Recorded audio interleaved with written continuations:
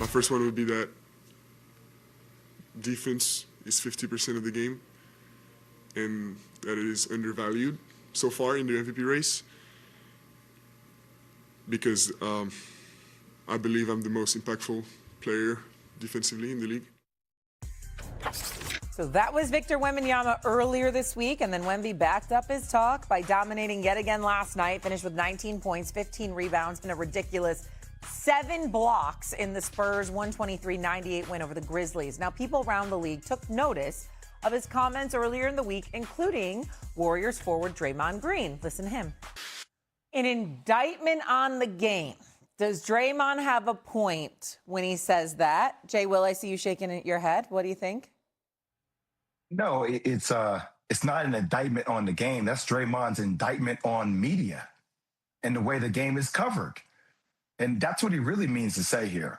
Because basketball people, like the people on this show, when Wendy or Stephen A. or I talk about Wemby, we're having conversations about him maybe being the most dominant player in the history of the game. And it always starts with what he does on the defensive end, that he blocks out the sun, or every shot that comes towards the rim, he can contest or deflect or change or alter shots around the rim. We're talking about him in a historical context with Shaq in the way, even though Shaq wasn't as defensively minded as he was, like dominance on the defensive end. So to me, this has always been, whether it's Draymond with new media, whether it's Draymond and the way the game is covered. And it's such a large array of people that cover this game. I don't know why Draymond only focuses on those people that only focus on offense. Yes, offense sells. Yes, offense makes the game faster. Yeah, we're going to talk about, why do we love Cade Cunningham? Because he defends on both sides of the floor. He D's up and he tries to give you buckets. Why do we love Jaylen Brown? Because he tried to strap up SGA last night in the fourth quarter, and he's a two-way player. Why the players that we're talking about in the MVP conversation are playing on both sides of the floor, and it's meaningful to them in the way their DNA is built. So I think it's an indictment on media, not on the game of basketball. Wendy, what do you think? Yes, absolutely. This is, again, another straw man argument. Like, I love that Draymond is so loquacious. I love when he has these post-game sessions. He did that earlier this year when he thought he might get traded. He had a very raw, revealing discussion with the media about how he was feeling. And, like, athletes doing that, I think, is amazing. I want him to keep doing that. But this is, frankly, it's preposterous. Of course, the MVP has been based on defense for generations. I mean, Shai Gilgeous-Alexander is an excellent defensive player. All 4 years LeBron won MVP. He was first team all defense. How far do I got to go back? Hakeem Olajuwon, Tim Duncan, Michael Jordan. I think he won 6 MVPs 4 of those years. I think he was all defense. What do you think? It didn't matter. Giannis Antetokounmpo, both of his MVPs, he was all defense. 1 year he won the MVP and the Defensive Player of the Year. I think Kareem Abdul-Jabbar, Stephen A., I think he made all defense 11 times. I didn't look it up. I'm sure a bunch of them came in the years when he won all those MVPs. Yes, there are certain years when there are offensive players who may win the MVP, such as when Jokic has won it, which I think is kind of the undercurrent maybe he's talking about here. I don't know. But, and like he referenced Evan Mobley in this rant. Last year, from the beginning of the season to the end, everybody knew Evan Mobley was having a great defensive season. He won Defensive Player of the Year. He was second team All-NBA.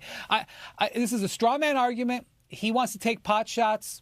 Go ahead, but it's not based in reality. The media and the award voters have always recognized the importance of defense when selecting the top players. Yes, Victor said that.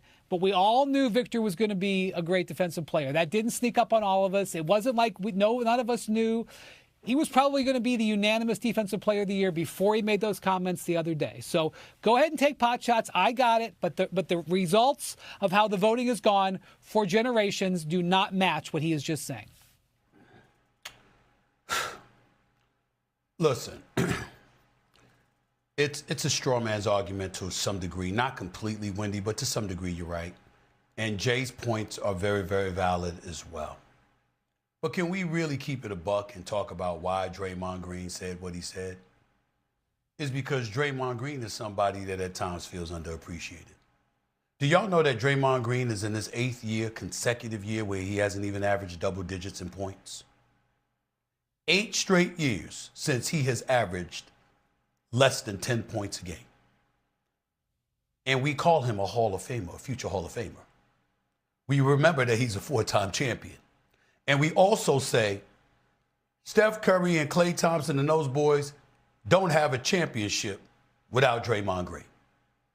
So clearly, there's some feelings there. As an elite defensive player who was a former defensive player of the year, who was a top 3 candidate for defensive player of the year in this league on at least 3 or 4 occasions. That's who Draymond Green is, and that's who the individual that was talking. The problem that he has is, you know what, the lack of recognition for those who prioritize defense. And my point is, how come you ain't blaming the league? Look at the changes that was infused into the league.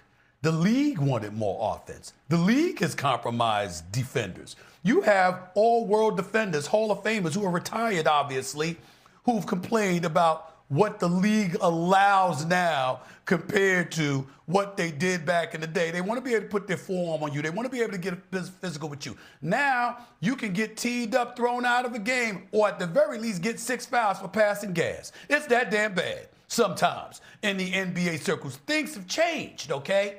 How come he didn't bring that up? Draymond knows that. Draymond knows that the media ain't guilty of that. It's the league, but he didn't say that because he's new media. And because he's new media, he's looking at the old guard or conventional media, and he's challenging us to cover the game in its completion. Wendy. Did Draymond Green just say out loud what a lot of real basketball fans have felt for years? Because when I heard that reaction to Wemby talking about defense being 50% of the game, I was like, hold on. Draymond is not really talking only about Victor Wembanyama here. No. He's talking about himself, too.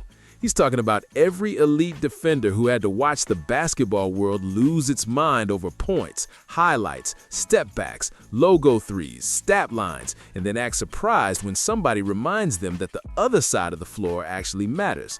And that's why this hit different for Warriors fans, because Dub Nation knows exactly what Draymond means. We watched a dynasty get built on defense, communication, IQ, switches, rotations, help, toughness, timing, all the ugly, beautiful stuff casual fans don't always scream about. That's Warriors basketball, man. And look, let's keep it a buck. Wemby has every right to say it. The guy just dropped 19, 15, and 7 blocks on Memphis. The Spurs have won 7 straight, and he's become one of the most terrifying defensive forces in the league already. That part is real. That part deserves attention. But what Draymond was really saying is this. Why did Wemby have to remind everybody in the first place? Why does a player have to jump on the mic and say, hey, defense is half the game, before people suddenly start acting enlightened? That's the frustration. It's not about whether people know defense matters in theory. It's about whether they treat it with the same energy, the same hype, the same volume. And that's why Stephen A's response was interesting too, because he basically said, listen, Draymond is speaking from experience. Of course he is. This is a former Defensive Player of the Year, a 4-time champion, a future Hall of Famer, and a guy everybody admits was essential to the Warriors' title run, even while averaging under 10 points for years. Yeah, that matters. You can hear it in his voice. There's pride there, but there's also scar tissue. Draymond knows what it feels like to dominate games without dominating the scoring column. He knows what it's like to be the glue, the brain, the disruptor, the emotional engine, and still have people talk like the only thing that counts is who got 30. That's the nerve he was hitting. And honestly, I'm favorable to the Warriors on this whole conversation, because this is exactly why Draymond still matters in 2026. Even now, with all the injuries, all the chaos, all the changes, Golden State still has one of the smartest defensive minds in basketball leading the tone. And that kind of voice matters for the young guys too. It matters for a team trying to hold itself together. It matters for legacy. It matters because when Draymond speaks on defense, he is not reading from a script. He lived it. He won with it. He built banners with it. And if Wemby's comments get people talking more seriously about defense, then good. Because Warriors fans have been trying to tell the world for a long time, greatness is not only about buckets. Sometimes greatness is calling out the screen, blowing up the action, rotating on time, and making the other team miserable for 48 minutes. So my takeaway is simple. Draymond wasn't whining, he was reminding people, reminding them that defense still changes games, still shapes MVP talks, still decides championships, and still defines legends in ways the box score can't fully capture. And if that conversation gets louder now because of Wemby and because of Draymond, good. About time. Now I want your take. Was Draymond right to call this out, or was First Take right to push back? Drop your opinion in the comments, hit like, subscribe, and keep rocking with Dub Nation.